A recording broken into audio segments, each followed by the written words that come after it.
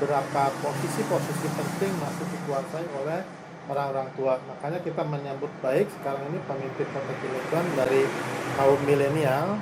Artinya mereka memiliki kesempatan yang panjang untuk memperbaiki Kota Cilegon dengan zamannya, dengan caranya, dengan situasi dan kondisinya.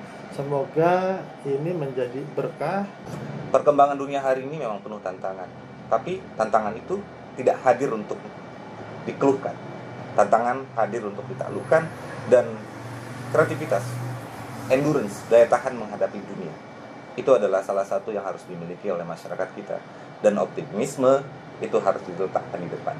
Assalamualaikum warahmatullahi wabarakatuh. Bertemu lagi dengan kami dalam Bincang-Bincang Kota Cilegon. Bersama saya ada Kepala Dinas Perpustakaan dan Kearsipan Kota Cilegon, Bapak Dr. Haji Ismatullah Syihabuddin. Apa kabar, Pak? Alhamdulillah Rabbil Alamin. Tahun baru, Sehat selalu.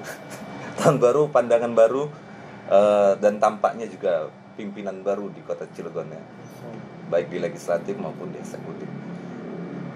Pandangan pertama nih dari tahun 2025 nih, tahun baru, harapan baru, apa yang Pak Kadis lihat?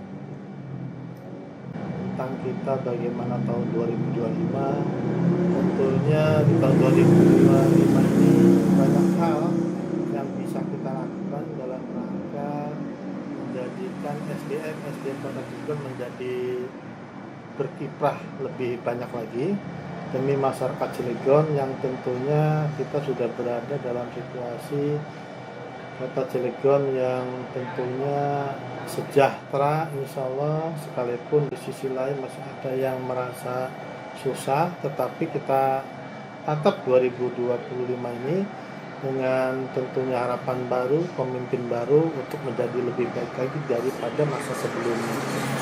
Sebelumnya saya ucapkan selamat untuk Bapak Robinsar yang terpilih menjadi wali kota Cilegon 2025-2030, dan Bapak Fajar Hadi Prabowo sebagai wakil wali kota Cilegon. Semoga ini para pimpinan kita yang baru ini bisa menjadi nakhoda bagi kota Cilegon yang lebih berkembang, lebih maju.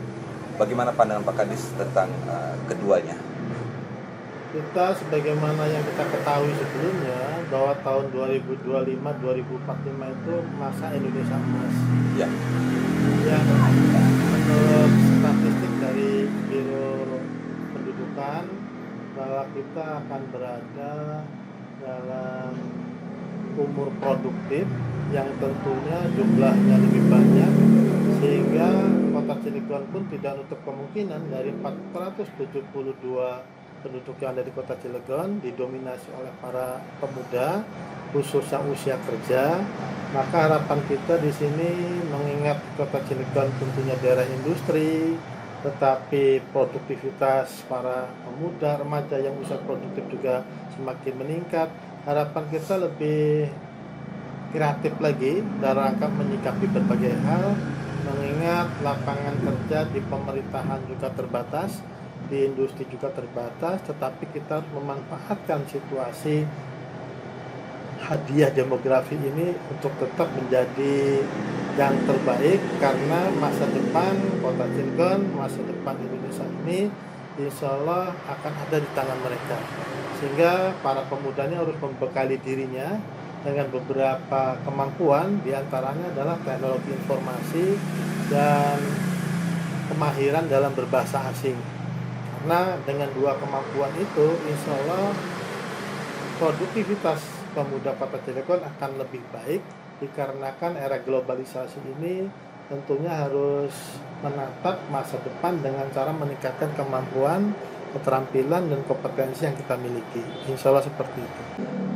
Usia produktif adalah usia yang paling diharapkan dalam bonus demografi menjadi menuju Indonesia Emas 2045, di mana diharapkan seluruh elemen masyarakat, terutama adalah kelompok produktif, itu mampu mendayagunakan dirinya, berkontribusi bersama-sama membangun masyarakat yang mapan ya.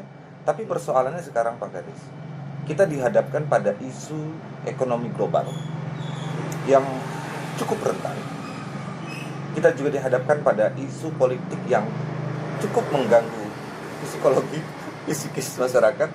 Dan saya juga melihat banyak sekali konten yang menebar pesimisme.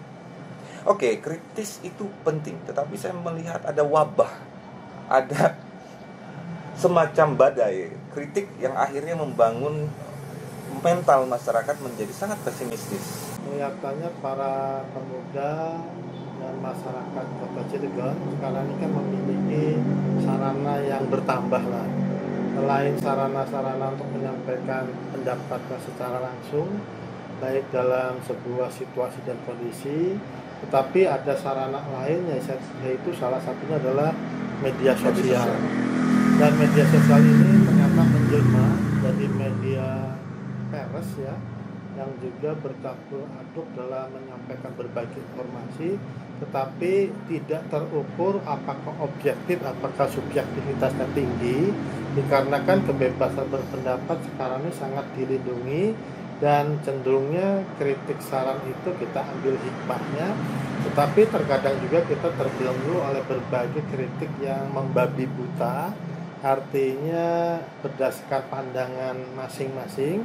Nah, kita menyikapinya tentunya dengan arif dan bijaksana. Kalau memang apa yang disampaikan itu benar adanya, maka kita harus tindak lanjuti.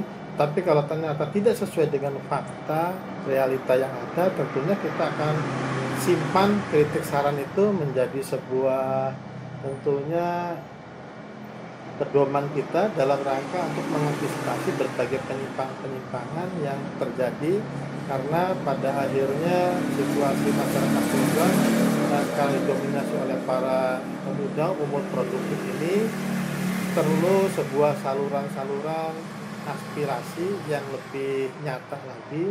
Salah satunya adalah mereka diberikan tempat untuk berkiprah dalam berbagai segmen, dalam berbagai kesempatan, dikarenakan memang umur produktif mereka itu sangat didambakan. Tetapi solusinya adalah kita sebagai orang tua harus memberikan tempat, memberikan bimbingan, dan tentunya itu tidak terlepas dari tanggung jawab kita sebagai orang tua.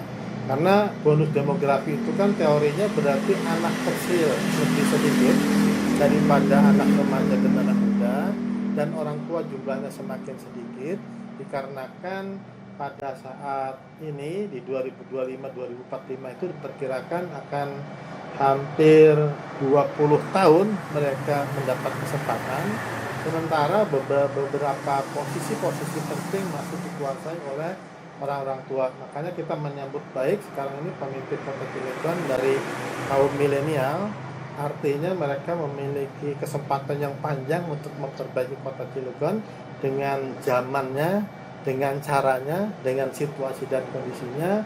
Semoga ini menjadi berkah, menjadi tepat dalam rangka membawa Kota Cilegon memang sesuai kemajuan zaman di tahun-tahun yang akan datang. Berarti ini Pak Kadis mau berbicara bahwa ya tinggal diarahkan energinya pada kerja kreatif, pada proses untuk menjadi anak-anak generasi produktif, tidak hanya mengeluh dan mengadu, tapi bagaimana bersama-sama membahu. Kritik tetap perlu, tapi rasional itu harus, gitu ya. Dan tentu kita berharap kita tidak dibangun atas narasi keluh kesah, tapi kita harus membangun masyarakat kita dengan narasi optimisme tanpa menafikan aspek-aspek kritik, karena itu juga bagian dari pembangun masyarakat ya. Pak Kadis, yang terakhir, Kota Cilegon adalah kota yang dikenal sebagai kota kaya raya. Kota Cilegon juga dikenal sebagai kota industri sekaligus kota santri dalam sejarahnya.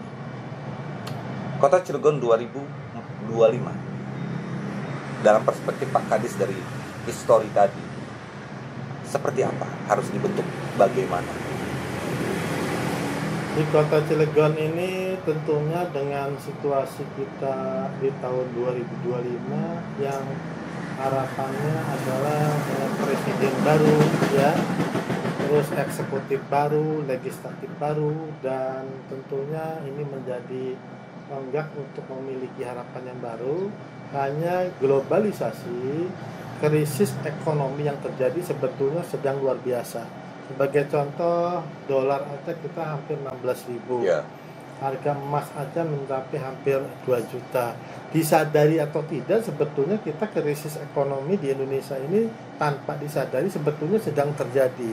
Terus tentunya peredaran uang juga sekarang ini lagi devaluasi, makanya kita rasakan uang tunai lebih jarang beredar, ya, karena memang terpengaruh oleh dunia digital sekarang ini, menunjukkan bahwa ekonomi sebetulnya tanpa kreativitas, tanpa inovasi yang luar biasa, kita akan terjebak pada situasi seakan-akan kita tidak berdaya. ya. Padahal dari situasi ekonomi sekarang ini kita bisa bergerak terus bagaimana untuk meningkatkan kompetensi kemampuan kita untuk bertahan, karena memang inilah 2025 ini titik nolnya untuk menjadi sebuah era milenial dalam situasi globalisasi. Sebagai contoh, pengaruh perang di Rusia Ukraina secara lahir tidak terlihat, tidak terdengar, tapi pengaruh ekonominya ternyata ke pengaruh energi di bagian Eropa, ya.